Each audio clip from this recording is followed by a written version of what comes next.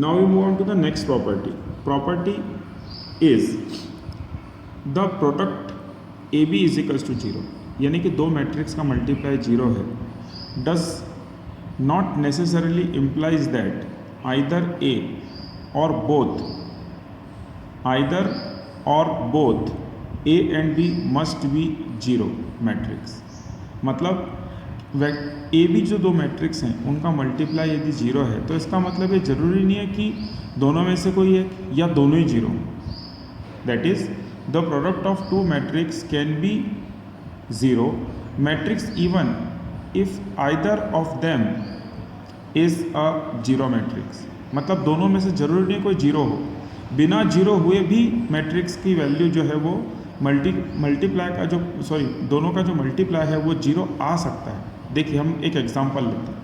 हमने एग्जांपल लिया ए है एक मैट्रिक्स 1 1 1 1 और बी हमने एक मैट्रिक्स लिया 1 0 -1 0 और हम इन दोनों का प्रोडक्ट निकाल रहे हैं. देखिए हमने ए बी निकाला 1 1 1 1 1 0 और -1 0. तो हम पहली रो का मल्टीप्लाई पहले कॉलम से करेंगे. तो देखिए कितना बना 1 × 1 1 1 × -1 -1 1 × 0 0 1 × 0 0 1 × 1 1 1 × -1 -1 1 × 0 0 और 1 × 0 0. तो हम क्या देखते हैं कि 1 - 1 कितना हो गया 0. ये ऑलरेडी 0 है, ये भी ऑलरेडी 0 है और ये 1 - 1 क्या हो गया 0. इसका मतलब ये हो गया कि इन दोनों मैट्रिक्स ए बी का मल्टीप्लाई क्या हो गया 0. That is neither A nor B is 0 matrix but their product matrix A B is 0.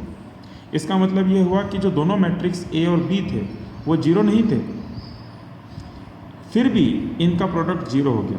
कुछ बच्चों के मन में ये गलत चीज़ पड़ जाती है कभी कभी कि ये 0 तब हो सकता है जब या तो ए 0 हो या बी 0 हो. नहीं, ऐसा नहीं है.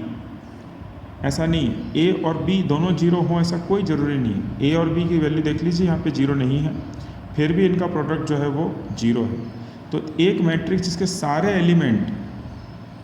के सारे एलिमेंट 0 हो जाए उस मैट्रिक्स को हम बोलते हैं null matrix. NULL null matrix. Okay, तो ये एक छोटा सा कंसेप्ट है जो आपको पता होना चाहिए. अब हम इसकी नेक्स्ट प्रॉपर्टी समझते हैं. प्रॉपर्टी है if A is a square matrix and I is the unit matrix then A × I is equals to I × A is equals to A. इसका मतलब ये वो यूनिट मैट्रिक्स मतलब जिसकी मॉडुलस वैल्यू 1 हो. तो हमको ऐसा बताना है कि हम A का मल्टीप्लाई I में करें चाहे I का मल्टीप्लाई A में करें, हमको हमेशा क्या मिलेगा A मिलेगा. देखिए हमने एक मैट्रिक्स एज्यूम करा A 2 3 4 5. जो आपको अच्छा लेके आप वो मैट्रिक्स ले लीजिए. और हमने दूसरा मैट्रिक्स लिया यूनिट मैट्रिक्स I. इसको हम I2 बोलेंगे क्योंकि इसमें 2 रो हैं और 2 कॉलम हैं. I3 होगा तो उसमें 3 रो और 3 कॉलम हैं. अभी हमने प्रोडक्ट देखा था ए बी और बी ए का जो इक्वल आया था उसमें I3 बन रहा था. तो हमने A एक मैट्रिक्स लिया और I2. ये 2 का मतलब है कि इसमें 2 रो और 2 कॉलम का ये यूनिट मैट्रिक्स है. तो पहले हमने A × I किया. A × I कैसे करा? A का मल्टीप्लाई I से किया. देखिए ये रहा A 2 3 4 5 I 1 0 0 1. पहली रो का मल्टीप्लाई पहले कॉलम से. तो 2 1 2 3 × 0 0 2 × 0 0 3 1 3 4 1 4 5 × 0 0 4 × 0 0 5 1 5. तो हम अल्टीमेटली क्या देखते हैं कि जब 2 और 0 को ऐड करोगे 2 फिर 3 फिर 4 फिर 5. मतलब A × I हमने करा तो हमको अल्टीमेटली क्या मिल गया A. तो हमने लिख दिया इज इक्वल्स टू कितना A. ये हमने क्या करा जब A का मल्टीप्लाई किसी यूनिट मैट्रिक्स में करा. अब हम उल्टा चलते हैं, हम किसी यूनिट मैट्रिक्स का मल्टीप्लाई A में कर देते हैं. देखिए हमने किसी यूनिट मैट्रिक्स का मल्टीप्लाई A में किया तो 1 0 0 1 का मल्टीप्लाई 2 3 4 5 जो कि हमारी A की वैल्यू थी हमने मल्टीप्लाई करा.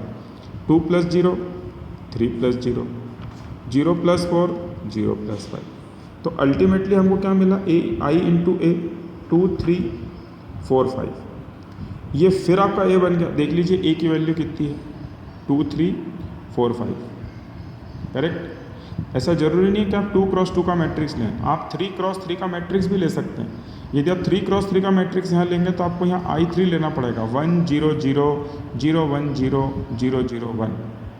मैंने 2 क्रॉस 2 का मैट्रिक्स लिया है, तो हम देखते हैं कि ए का मल्टीप्लाई यूनिट, किसी मैट्रिक्स का मल्टीप्लाई यूनिट मैट्रिक्स से करो तो वही मैट्रिक्स मिलता है, यदि यूनिट मैट्रिक्स का मल्टीप्लाई उस मैट्रिक्स से करो। सो I is an identical matrix. Correct. तो ये हमारा आइडेंटिकल मैट्रिक्स हो गया कि इसका मल्टीप्लाई हम करते हैं, इसे यूनिट मैट्रिक्स बोलते हैं। आई होप आपको समझ में आ गया। आप चाहो तो 3 क्रॉस 3 से भी इस क्वेश्चन को सॉल्व कर सकते हैं, ऐसा कोई ज़रूरी नहीं कि आप 2 क्रॉस 2 से ही सॉल्व करें। ओके।